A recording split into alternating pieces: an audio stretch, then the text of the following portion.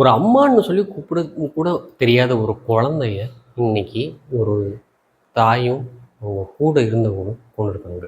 1.5 வயசு குழந்தை, மனுஷ இதயமே இல்லாமல் மிருக செண்பங்கள் இந்த கொலையை பண்ணியிருக்காங்க.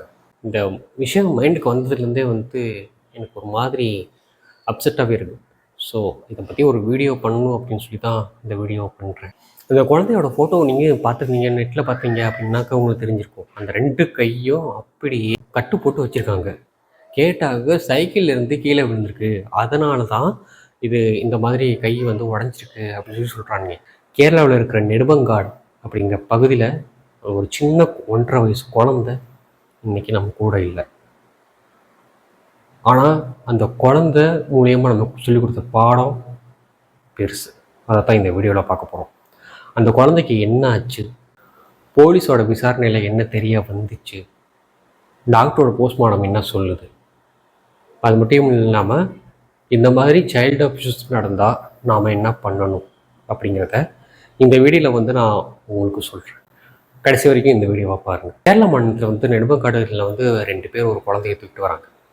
அந்த குழந்தைக்கு என்ன ஆயிருக்கு அப்படின்னு சொல்லி டாக்டர் கேட்குறப்போ, சோக்கு ஆயிருக்கு, சாப்பிட்றப்போ அப்படி தொண்டையில் சிக்கிக்கிச்சு அப்படின்னு சொல்லி ஹாஸ்பிட்டலில் அட்மிட் பண்ணுறாங்க. அதை பார்த்த டாக்டரு, சோக் ஆயிருக்கு சரி, ஆனால் உடம்புல இவ்வளோ காயம் இருக்கே அப்படின்னு சொல்லி கேட்குறாங்க.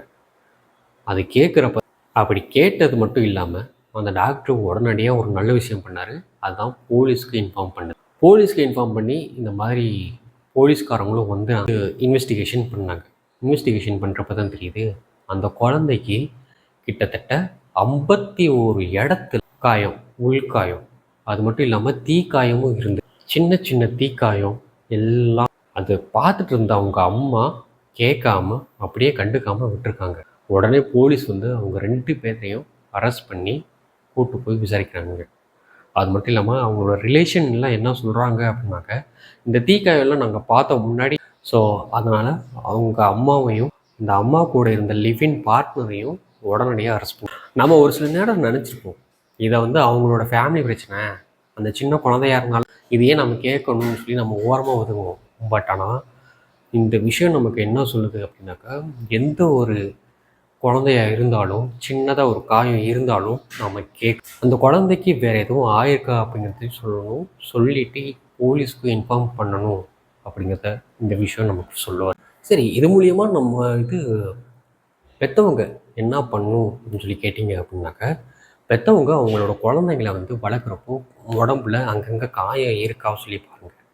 அது மட்டும் இல்லாமல் அந்த குழந்தை யாராச்சும் பார்த்து பயப்படுதா அப்படின்னு சொல்லியும் பாருங்கள். குழந்தைய யார்கிட்ட விட்டுட்டு போகிறோம் அப்படிங்கிறதையும் பாருங்கள்.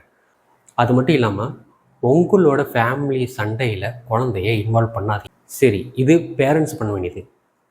பேரண்ட்ஸ் இல்லாமல் மற்றவங்க என்ன பண்ணணும் அப்படின்னு சொல்லி கேட்டிங்க அப்படின்னாக்க, உங்கள் கண்ணு முன்னாடி ஏதாச்சும் ஒரு குழந்தை சின்ன காயமோ இல்லை உடம்புல அங்கங்கே காயம் இருந்துச்சு அப்படின்னாக்க கண்டிப்பாக அதை பற்றி விசாரிங்க, அதை பற்றி கேளுங்க.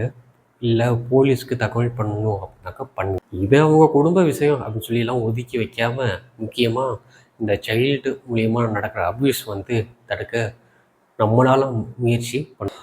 அடிக்கடி விளக்க முடியாத ஒரு காயம் இருந்துச்சு அப்படின்னாக்க, இது குழந்தை துன்புறுத்தப்பட்டதாக நீங்கள் பார்த்தீங்க அப்படின்னாக்க, சைல்டு ஹெல்ப்லைன் கீழே தெரிகிற அந்த சைல்டு ஹெல்ப்லைனுக்கு கால் பண்ணி அவன் ஒரு குழந்தை கிடைக்காதா அப்படின்னு சொல்லி தவம் இருந்து ஃபெர்டிலிட்டி சென்டரும் கோவில் வாசல் எழுதியிருக்காங்க.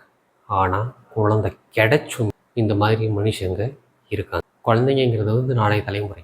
அது நம்ம முக்கியமாக பாதுகாப்பாகவும் சேஃபாகவும் வளர்க்குறது நம்மளோட கடமை. இந்த வீடியோ பிடிச்சிருந்துச்சு அப்படின்னாக்கா ஷேர் பண்ணி, நான் திரும்ப இன்னொரு வீடியோவில் பார்க்குறேன். Bye guys.